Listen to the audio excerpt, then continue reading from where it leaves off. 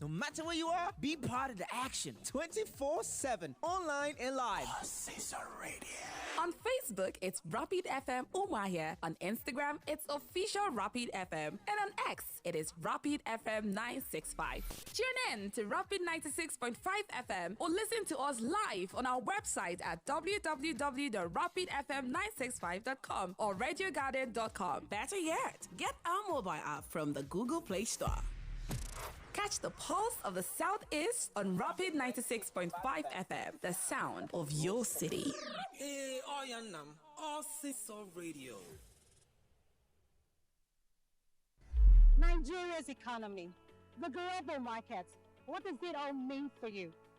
From stock market insights to global financial news you need to know. From Wall Street to the main street and of course, the marketplace. Get the answers you need every week on Business Lens with me, Faith Daffer Joseph, as I bring into focus the stories, strategies, and shifts shaping our economy. No angle is missed as I talk about the business, the people, patterns, and possibilities behind them. Welcome to the Business Lens. Rapid TV, rooted in truth, driven by impact.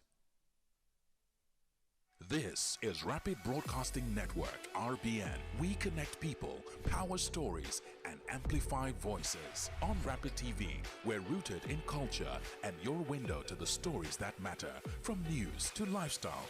Form, entertain, and uplift. Join Rapid TV on Star Times Channel 176, Nigecom Sat. On Rapid FM, we speak your language, from the soulful airwaves of Umuahia to the vibrant culture of Port Harcourt and beyond. More than broadcasters, we're creators, amplifying that voice within with powerful content across TV, radio, and digital. Join us at rbnradiotv.com and all our social media handles. One network, one voice. Rapid Broadcasting Network, RBN, the sound of your city, rooted in truth, driven by impact. Greatness is not faceless. Greatness has a face. It has many faces. It has over 200 million faces. It has your face. It has my face. Greatness is beyond what we do. It's how we do it. It is the people we do it for. It is never settling, continuously tinkering with an idea till answers to age-old questions emerge. It is our wittiness. It is our speed. It's our energy. It's our heavy punches. It is making melodies from anything. It is in the endless poetry of Nigerian life. Joyful, frustrating, sad, exciting. It's the mix of colors, imitating the breathtaking tapestry of life. It's our defiance of fear and our almost defiant, nearly arrogant presence in the galleries of the distinguished. It is these everyday people creating timeless, priceless art, carving spectacle, crafting history. It is resilience woven into the fabric that we are made of and we wear. Etu, Ashoke, Akwete, Kura. Greatness, the Nigerian spirit. That thing about us that all recognize and still cannot find the right words to describe. Great is Nigerian. Greatness is when Toby Amusho does the 100 meters hurdles in 12.12 seconds and a stunned world held its breath. Greatness is the chicken scratch guitar chords that bewitched the world. A new beat, Afrobeat, from Fela and now to Burna Boy, to Wizkid and Davido. It is the earthy Afro pop of Asha. It's the compelling, beguiling Nigerian R&B of Tiwa and Tenny, and the alternative sounds of Thames, Johnny Drill and Chike. Greatness is how our phenomenal artists are selling out arenas both home and abroad with tens of thousands of people showing up to experience the pulsations of this mysteriously sweet music. Greatness is Kunle Afolayan, Jadesola Oshiberu, Kemi Adetiba, Nazo Nuzo, hitting mind-boggling box office numbers securing global film deals and rallying communities. Not so long ago, content was just television. And now digital content is the new oil, with our skit makers, content creators, thought leaders growing our digital economy. Greatness is Professors Kayode Oyewumi and Musa Yakubu, being listed among Elsevier BV's most productive scientists in the world. Greatness is Ethan Nwaneri at 15, becoming the world's youngest player in the English Premier League. Greatness is Abasi Eneobong, pioneering the inclusion of the African genome in research through 54 genes. And Aisha Tofa, building and nurturing a tech ecosystem through Startup Kano. Greatness is Amina Mohammed, championing the voice of global peace as we take a prominent place at the table. Greatness is Miracle Izuchukwu, becoming the youngest female commercial pilot in North America. Greatness is Faith Odunsi, calculating her way to become the global mathematics champion. To express 0.00. 2.4 times 10 is by minus 5. Correct. Greatness is the pantheon of Nigerian authors. Their stories, our stories, bringing the world into the magic, the pain, the triumphs of the Nigerian experience. Greatness is the unicorns. 6 companies created by Nigerians under 30 years old, now worth over $1 billion each. The stories, the people, Nigeria. Each of these stories of greatness across the globe has you in it, and it has me in it. And we can almost take them for granted. They are so Nigerian. Chimamanda talked about the danger of a single story, where negative stories are used to flatten an individual's experience and overlook the many other stories that formed them. We are our stories. We are not one story, and we must tell these stories to ourselves and to the world. Nigeria is not faceless. It's not an obscure concept or a dream hiding behind the waving of a green, white, green flag. Nigeria has a face. It has many faces. It has over 200 million faces. It has your face. It has my face. What is a dream without a dreamer? You are a hero in this great story. Your name hasn't been mentioned yet, but it will be. You haven't caught the headlines yet, but you will. Oh boy, you never blow yet, oh, but you go soon blow. You know it. I know it. I know you won't stop trying. You won't stop trying. I know you won't ever give up. You know you won't ever give up. How do I know? I'm in Nigeria, and you are too. And we don't stop until we win.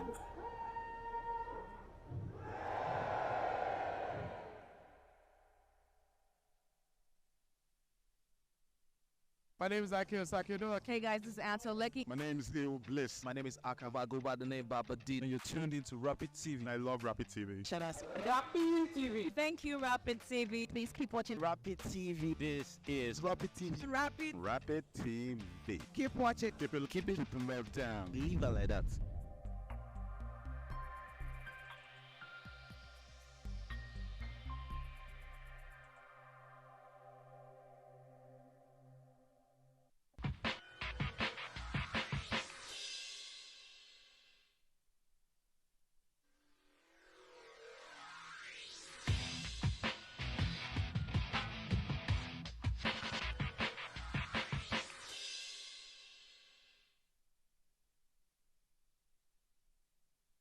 Good morning, Abuja. Good morning, Nigeria. Welcome back to the 9 o'clock hour right here on Rapid Dawn. My name is Martha Alu. And my name is Victor.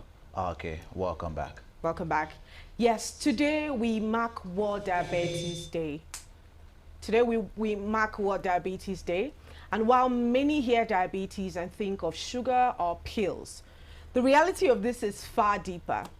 Globally, the number of people living with diabetes rose from about 200 million in 1990 to some 830 million in 2022.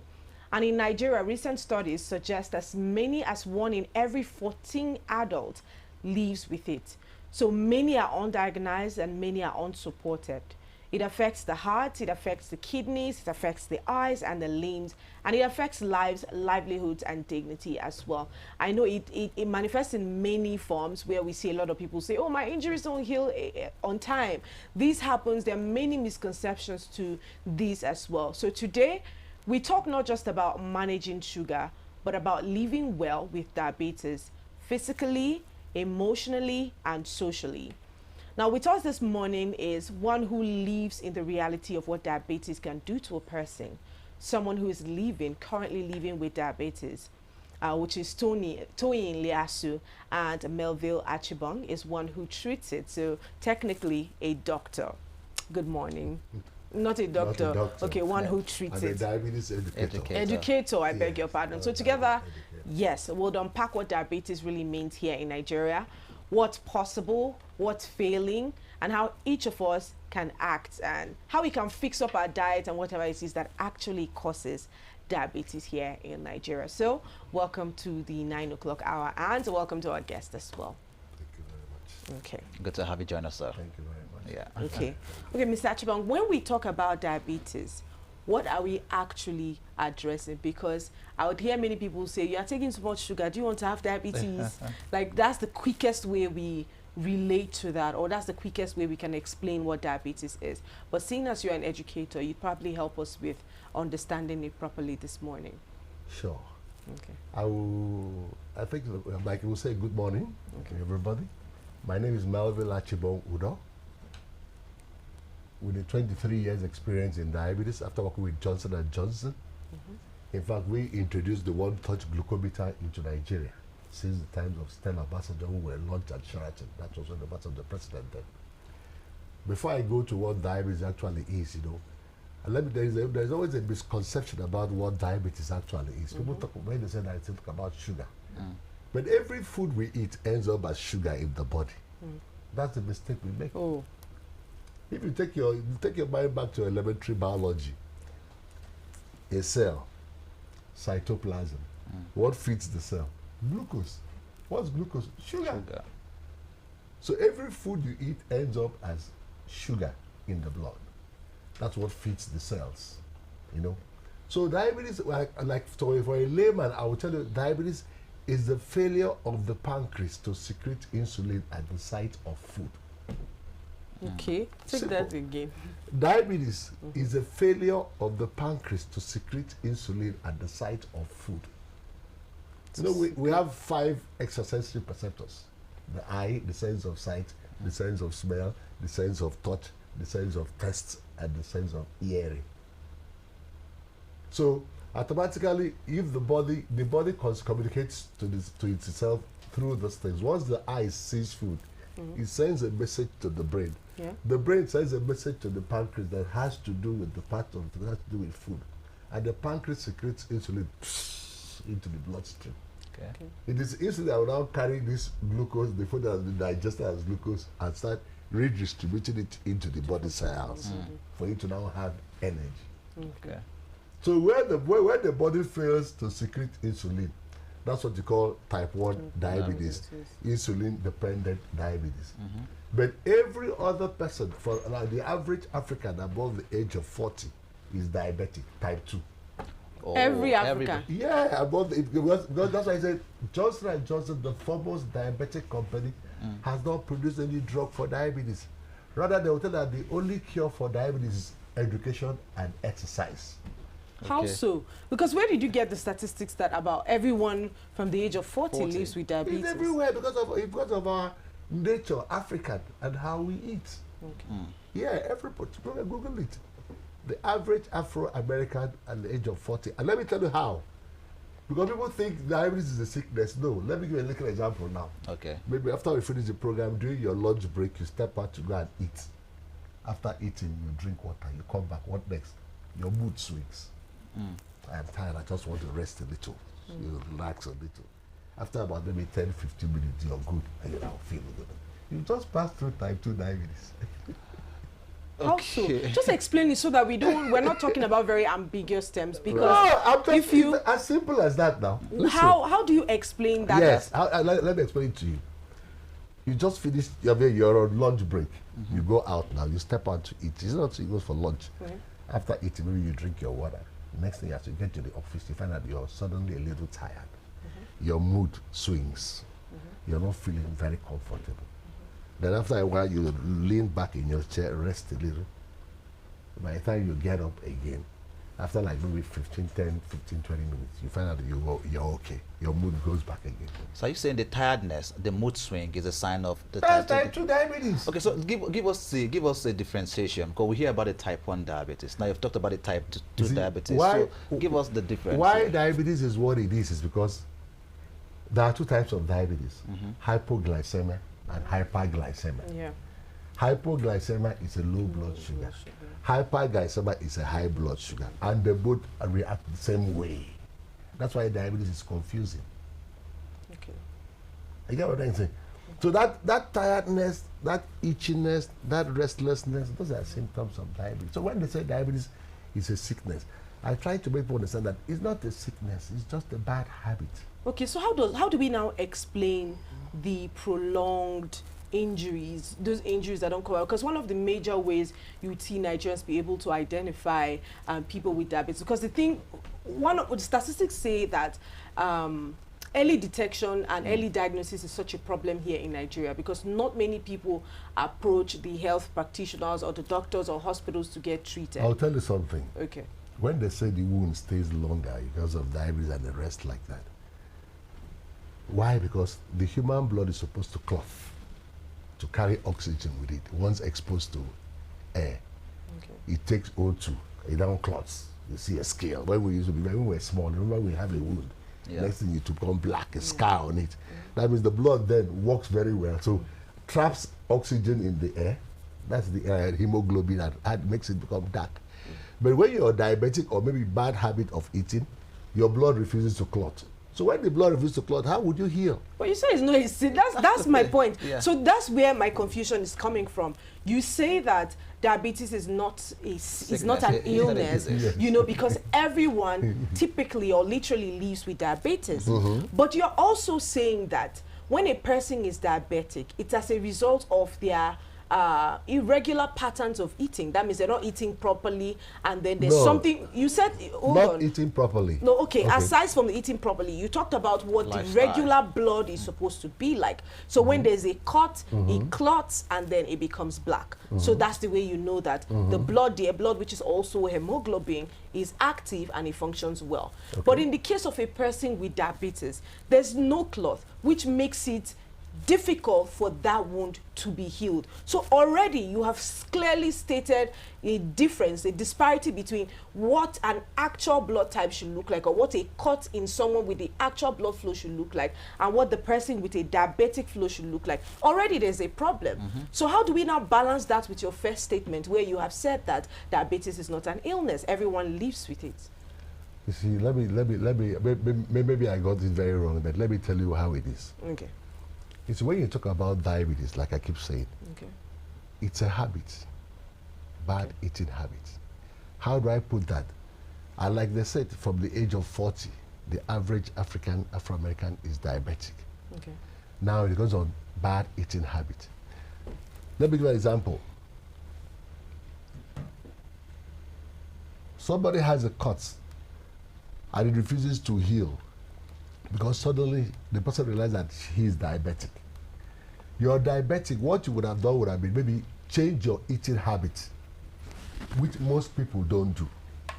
You know, there are certain foods, even though as a diabetic, if you know what you're doing, you can eat anything and everything. That's a mistake people make. So just to clear it up for us, is diabetes a sickness? It's not. I keep saying it's not a sickness.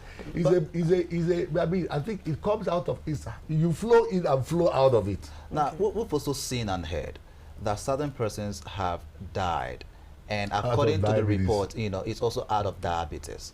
Okay. So that is when you talk about type 1 diabetes. Type 1 is when the body fails to secrete insulin. Okay. Yes, that's type 1. Your body does not secrete insulin at all.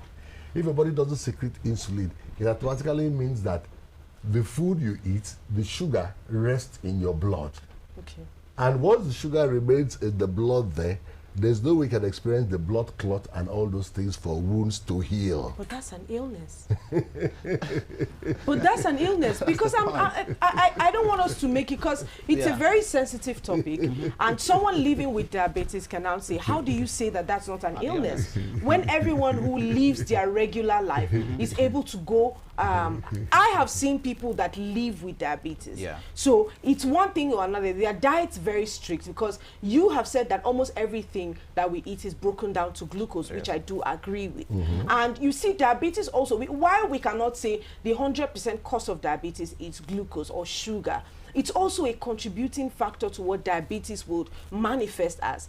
And we see some people live with prolonged sore leg ulcers that almost never go. And in hospitals, I have been present where diagnoses have been made and said that that is as a result of diabetes. There are people who live with this external device on their bodies just to help manage what they are going through. So if we make it look like everyone lives with diabetes, it will be unconsciously, or it will be indirectly not acknowledging the pain of what the people who actually live with it go through. And that's why I'm trying to create the balance here. You said it's not an illness, but how come people die from it? If it's not an illness, people would not die from it. I understand that illnesses like malaria, I hear people say it all the time, that everyone has malaria, literally has malaria, because if you go to the hospital, almost always they'll say you have malaria. But regardless of that fact, they'll still tell you don't self-medicate. Go to the hospital, because there are different variants. You know, there are extreme cases of malaria that you might not be able to use the ACT combination, which is the most, which is the rapid response for malaria. They'll give you other combinations to use just so that you grow or you heal better. Some also go as far as giving you drips and injections to help heal or alleviate the situation. So I'm still trying to struggle with. Yes, in fact, I'm trying to see how I can, I'm speaking like a layman right now in diabetes. I'm trying to make you understand that the only cure, like we said, for diabetes is education and exercise. Why do we say that? Because it's something that is born out of habit. It's not an ailment that they say you pick or be being caused by maybe a bacteria or a virus or something like that. So we're heading somewhere. So that's what I'm saying. See, you people see it as a sickness, because you see people that live with it and things and those things like that. The actual cause, if you go look into the history of diabetes, J&J brought diabetes to us, made us understand what diabetes is. And they also gave us what they call a blood glucose meter. One touch basic. The one touch basic. What does the one touch basic do? The one touch basic, that if you look at it, it comes with a booklet. In that booklet, you said they will tell you when you wake up in the morning, check your blood sugar. Before breakfast, check your blood sugar. 2 hours after breakfast, check your blood sugar. Like if you want to understand yourself, before lunch, check your blood sugar. 2 hours after lunch, check your blood sugar. The same thing with dinner, before and after, and before you go to bed. Now, why do you need these figures?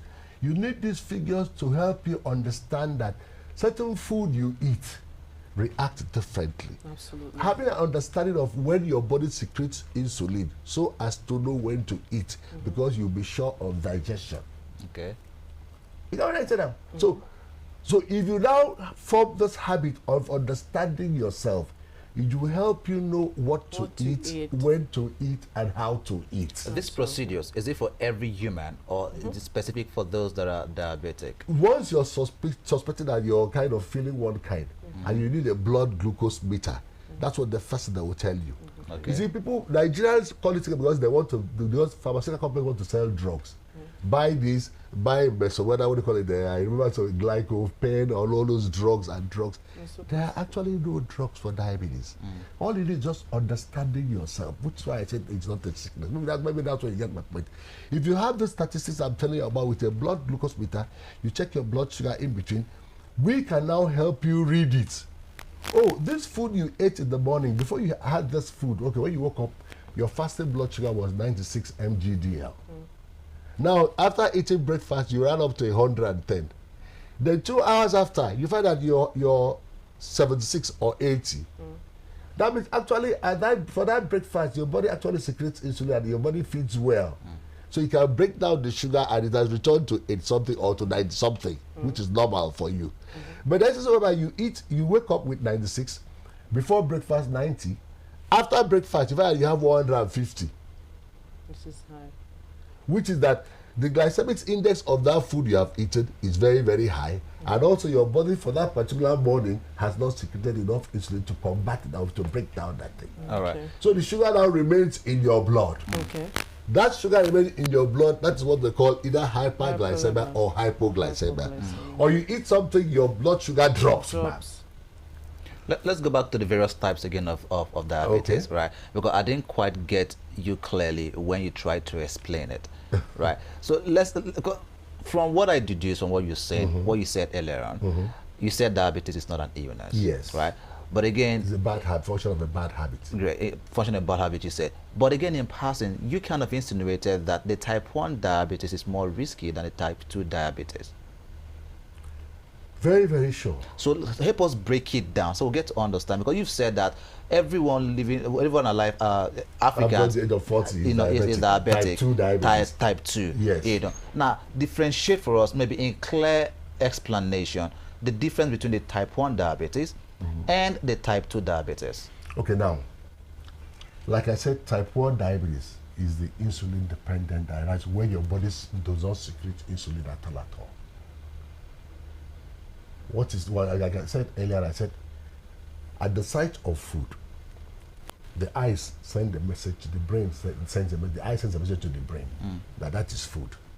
And the brain now looks at the faculty that has to do with food, which is the pancreas, sends a message through the neuron to the pancreas. The pancreas now secretes insulin into the bloodstream. Because it's only insulin that will carry the sugar that the food has been digested into the body cells.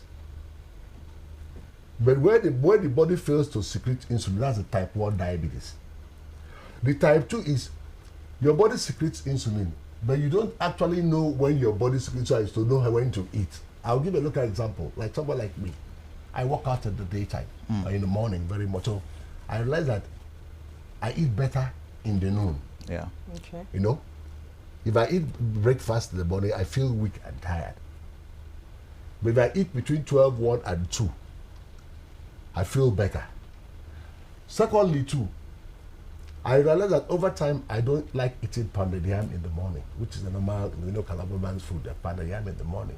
Why? Because if I eat pounded yam in the morning from 10 o'clock, I'll be tired completely. Okay. So if I must eat pounded yam, it should be between 6, 7, 8, 9 in the morning. But health practitioners will also tell you that the reason that it's important for you to eat heavy meals like that early enough is just so that your body can break it down, absorb the nutrients that are necessary, and pass out that is not. Let me tell you something. That's what it's like when we grow. They say, don't eat egg, don't do this, too much egg. Nigerians or Africans, they'll tell you, see, the human composition are different. We are all different entities entirely. And our bodies react differently to food. Okay. Hence this blood glucose meter to make you understand. Once you start feeling that your body is not functioning very well, a blood glucose meter is there to help you understand yourself. Okay. Well, all right. Thank you very much. We have the other person online, the other guest who is currently living with diabetes. Okay. So we'll just try to merge the conversation together, understand her personal struggles, get your point of view on her personal struggles. Exactly. And that would be better because that's why we have it's just that's why we have what they call a DAN. Okay. Diabetes Association of Nigeria, because her reaction to diabetes is different from another person's. So people sit down and discuss at length about diabetes. Right. All right. Let's talk to her. Hello, good morning to you.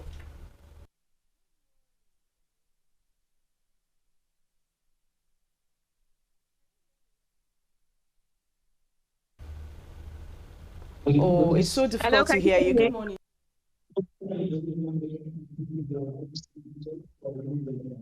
Can you hear me?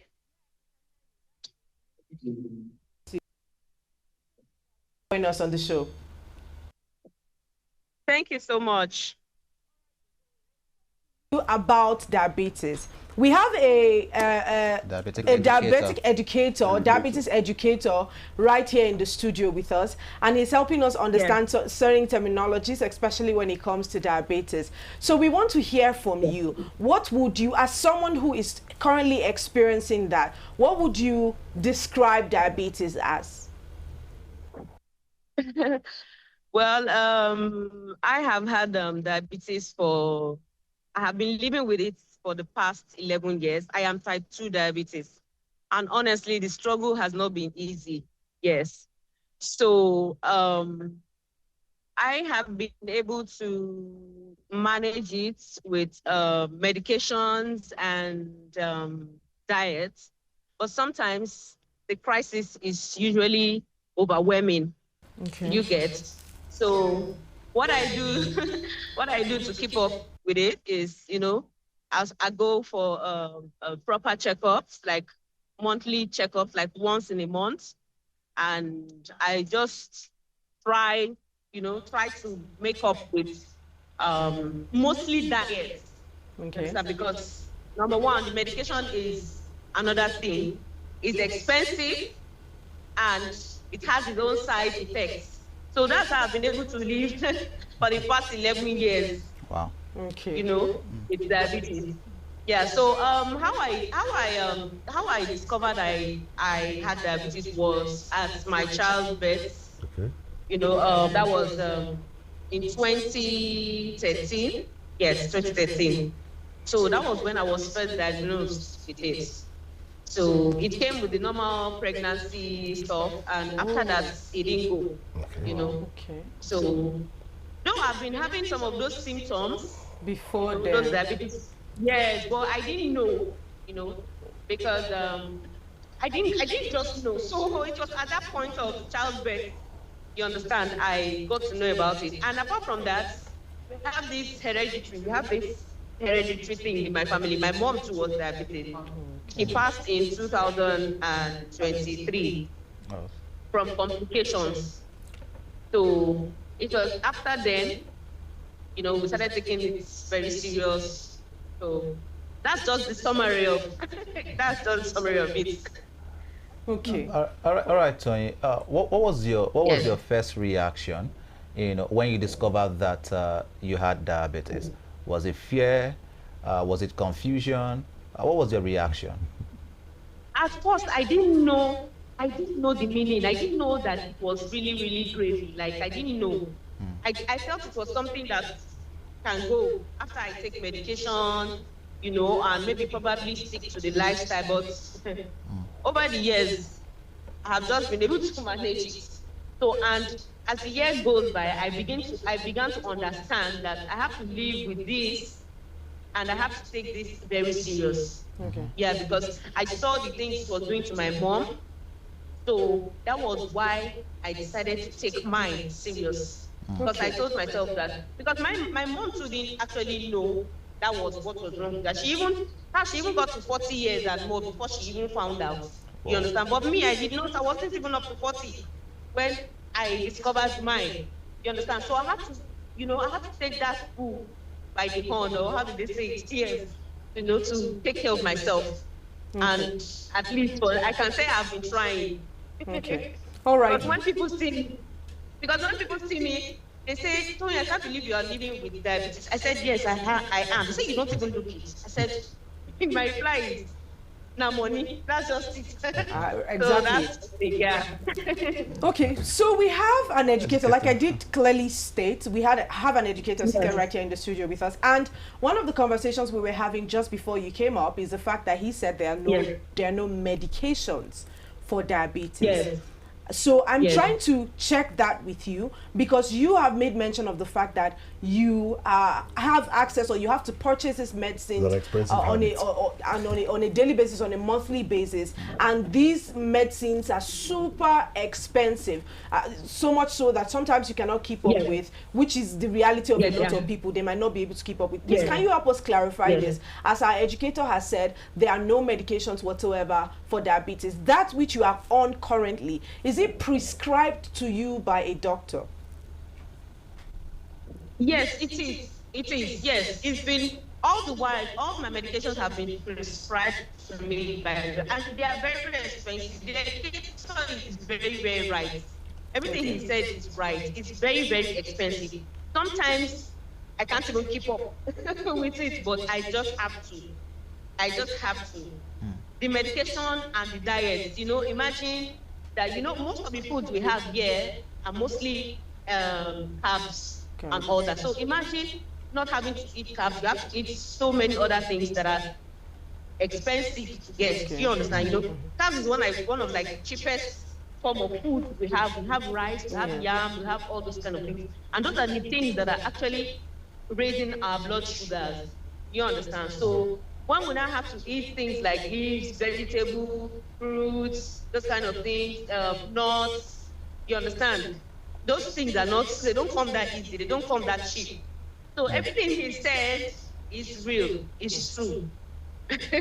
Okay, it's true. I'm still struggling to understand that because you are talking about medications. You are saying that you take medications, but the educator is saying there are no medications for diabetes, and you are confirming that right after saying there are actually drugs for diabetes. Can you help me explain this?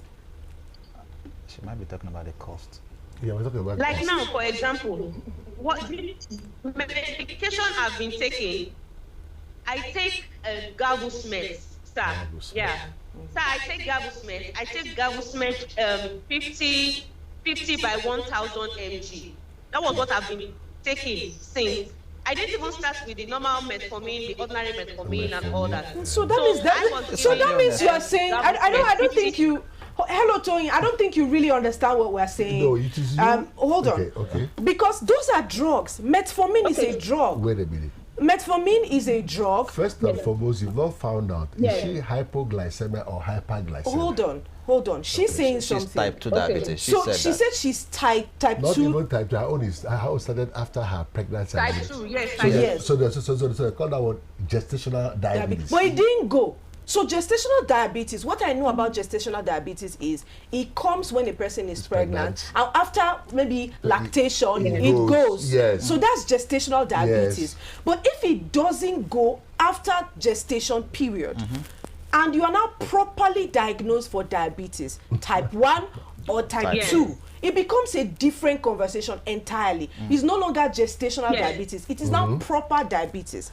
So the question is now type 2 diabetes, right? It's the same thing with cerebral palsy. Many people during pregnancy, they come down with, they have cerebral palsy. After they give birth, with therapy and cognitive behavioral therapy, it goes off, you see? So it's the same thing. But diabetes now, she has been diagnosed for type 2 diabetes. And she's making mention, Gavusmet, which is one that I also am familiar with, and metformin is something I'm also familiar with, right? But we are saying there are no medications. So how are you taking medications, but you are saying there are no medications for diabetes? And she confirmed that's where my confusion it was prescribed as well by her doctor. Exactly. Let me tell you something. Okay. Let us understand ourselves in this. Okay, please. Okay. Just be a little patient with me. I can understand. Well, diabetes, so many people misunderstand what diabetes actually is, and I've given it so many names. Diabetes is like a stem to almost all the ailments you have with old age. Okay. From liver cirrhosis, kidney malfunction, high blood pressure, all complications of diabetes. Okay. Because it starts with you are what you eat. It's your health. Absolutely. Now, for her, in her own case of gestational diabetes, if after giving birth and she had followed maybe the normal way of maybe exercise and understanding herself, how she eats, what to eat, should I be able to put that diabetes at bay? But you also heard that she said it's a genetic thing, yes, where her mother also has it. It's a genetic thing. It's just like the same thing happens with high blood pressure. But all you need to do, most sickness people have, they're always induced by maybe a lapse in somewhere, a mistake somewhere. They now come to the fore. I didn't know I have. I am personally, I am type 2 diabetic. Okay. Yes, I've been managing that. If I tell people that I'm 64, people don't believe it. I have 3 grandchildren. I've been managing. I don't have any. I eat everything and anything because I know what to eat. Okay. Well, let's again confirm from Tony, basically, because you said maybe she didn't take the rest or she didn't take exercise seriously. She didn't take it seriously. No, she had done that. That's what he said. She would have. She said she also didn't know. She would have had no need. She didn't know, but she would have had no need for all those metformin. As I speak, I could tell you. They said the only cure, like go and look at the Johnson & Johnson, they said the only cure for diabetes is education and exercise. But these pharmaceutical companies, they must sell their drugs. So My question still remains. I don't know if we are going to agree on this conversation today, because I'm seeing people that obviously have conditions that have deteriorated. It's completely out of. I had a patient in Mrs. Lucy. She's a lawyer who was diabetic.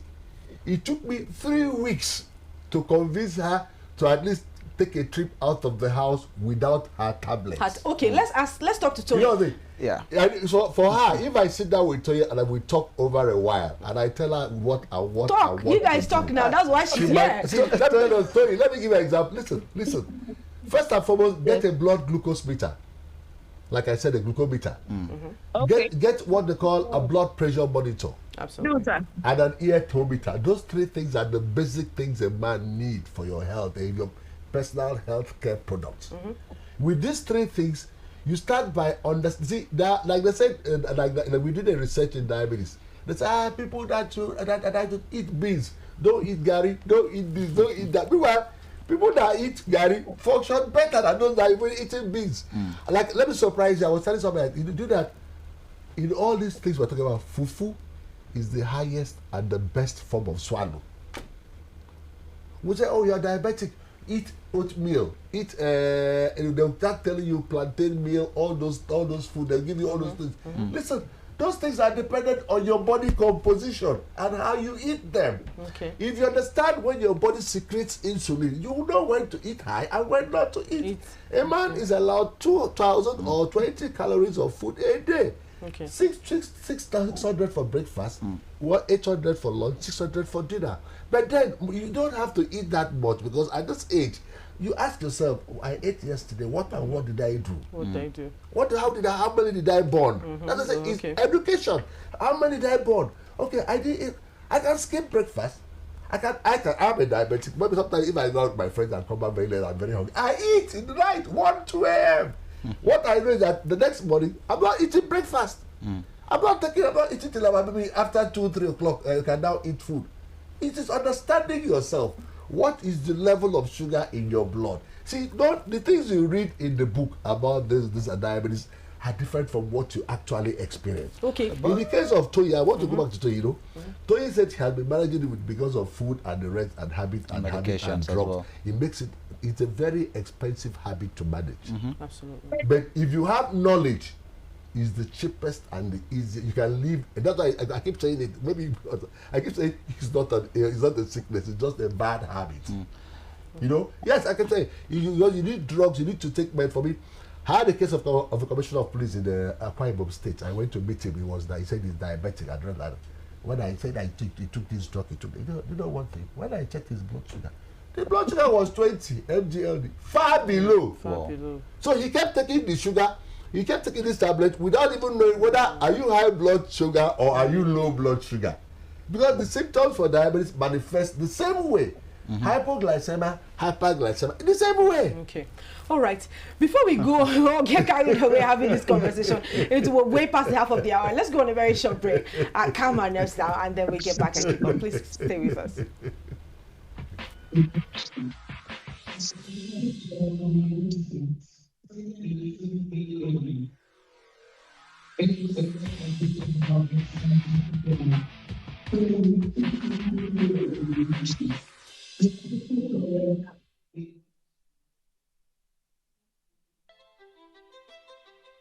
From the soil beneath our feet to the tables across the world, agriculture is the heartbeat of Nigeria's future. Yet challenges persist. Limited finance, outdated methods, policy gaps, and untapped opportunities. The Green Line is here to change that. A groundbreaking weekly television feature that connects policy with practice, farmers with markets, and innovation with impact. We dig deep into the full agricultural value chain, from land preparation to mechanization, financing, food preservation, exports, and beyond. The Green Line isn't just a show, it's a national development platform. Join me every Friday at 11 a.m. only on Rapid TV, Star Times Channel 176, and online at www.rbnradiotv.com.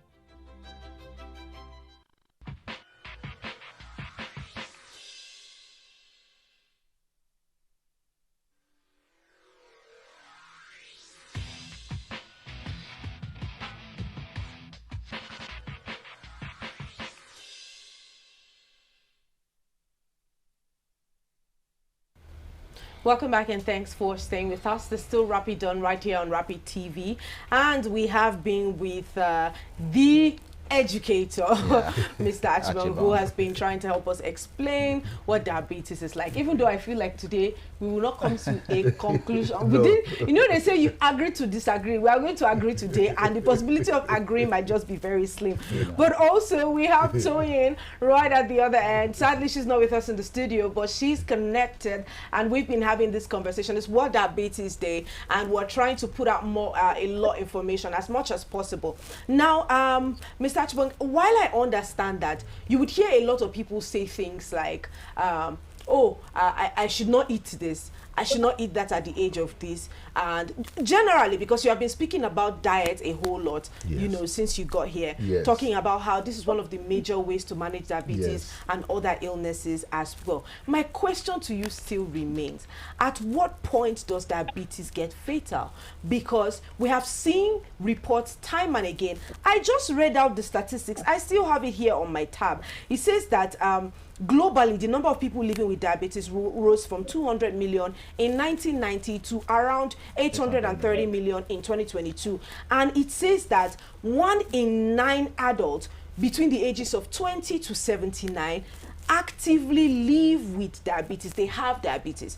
While that statistics is trying to let me lean in towards you to say, okay, why do so much people have diabetes, right? But also there are people that have extreme cases of diabetes. I have seen video on Instagram many times where you would see that this, I can't exactly remember the name of that, but it's mostly put here. I hope I'm able to remember the name. It's mostly put here, especially for juvenile diabetes, for people that have juvenile diabetes. We call it, it's a machine, a kind of pump. I don't know how that got out of my head. That knows that when your insulin or your sugar level is low, it pumps it in. So insulin is literally saved there. We bought one for former governor, former governor of my state, the wife, before she died, Alison at her governor, the wife, we gave her the first diabetic pump she wore on her waist. So once your blood sugar is low, it pumps it in. It's sensitive to the body. Okay. It does that too. Okay. So to help balance insulin. To help balance insulin. But there's also a case of insulin resistance. That's why I'm saying, because insulin resistance comes with I like certain cases, you know. A particular food you eat and your body gets used to it, you know, your body no longer is no longer interested in it. And the problem is that people do not even understand this thing. That's why they call us diabetes educator. We're not medical doctors. We know the nitty-gritty of how diabetes manifests and why they do. I have a girl who said that she likes eating fruit, so the next thing she had found herself diabetic because her body started resisting the sugar in pawpaw. She's been eating pawpaw for over years. In fact, the husband said that she eats pawpaw breakfast, lunch, and your body gets used to it and now resists it. So insulin resistance. You know, and does that not become a problem? Because you have explained the importance of insulin, pumping blood. It will become a problem if you're ignorant of this. That's why I said the only cure for diabetes is education and exercise. So even exercise can cure resistance? Obviously. Exercise, you know, when you exercise, you know, you trigger the happy hormones. They call it endorphins. Okay. You know, if you go first and come back, you see, you're kind of happy, kind of. There's a feeling you have when you come back from exercise. Your body pumps, the blood, the heart is on top form, the blood goes everywhere. So there's what we call ketoacidosis, where the nerves are being blocked by fats. You know, so a little temperature exercise does what? That heat melts those things and your blood flows. So there are simple cures. Okay, let's not leave Toyin hanging online. Hi Toyin, are you still there with us? Yes, I'm still here. That Mr. Achibong has been saying. You said? Sorry. You know, has been talking about here in the studio with us, Toyin.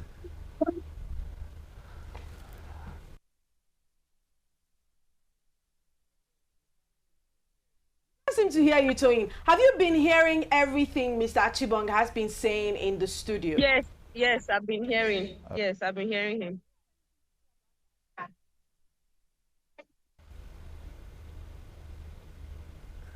What's your reaction? What's your reaction to his submissions? What are reactions to the things that he's been saying?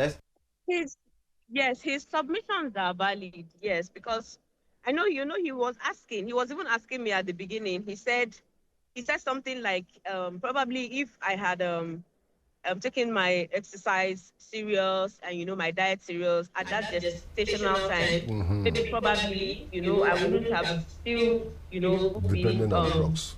I mean on medication or so yeah. So that was because I didn't really know. I wasn't really educated yet about it then.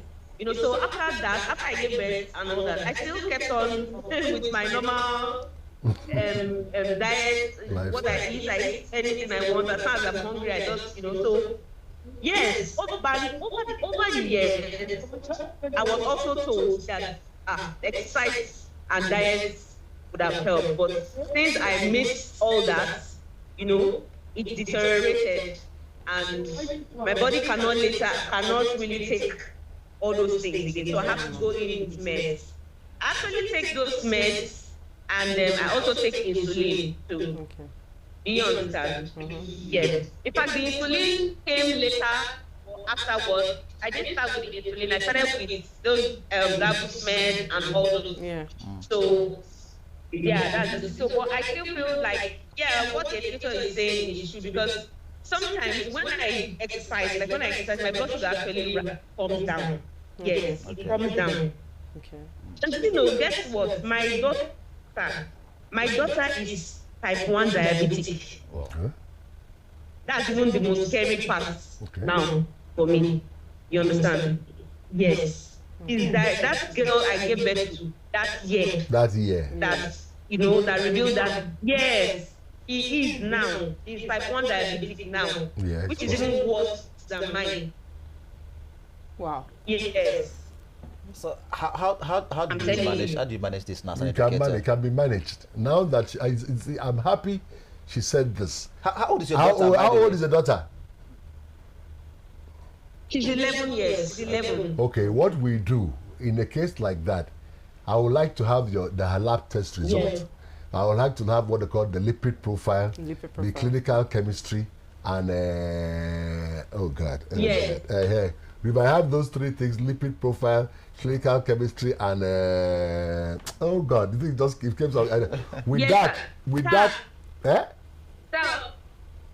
Is that okay? What happened was that when I found out about her blood sugar issues, I just did a random check on a normal day. Urine analysis. Her blood sugar was very high. So I had to go to the emergency unit of the Federal Medical Center in Abuja. So when they asked me to run some tests, the lipid profile, EGR, HB1C, and all that, and we did all that. All those other ones were okay, but the blood sugar was really, really high. The HB1C was high. So we were now told to do the antibody test, which they asked us to do GAD65. Yeah, GAD65 and C-peptide.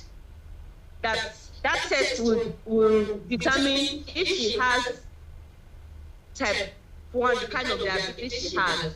So that was the test I did that confirmed that she was type 1 diabetic.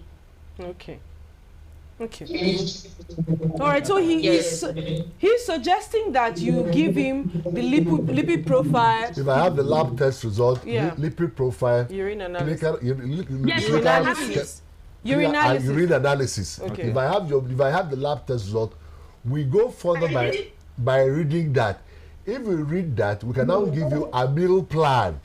Based on that, with that meal plan that we will give to you, we find that you don't need any drug again. But as you do that, we would also ask you to get a blood glucose meter, which is when I will now, instead of you going to go and do your test, I will teach you how to read the blood meter every day.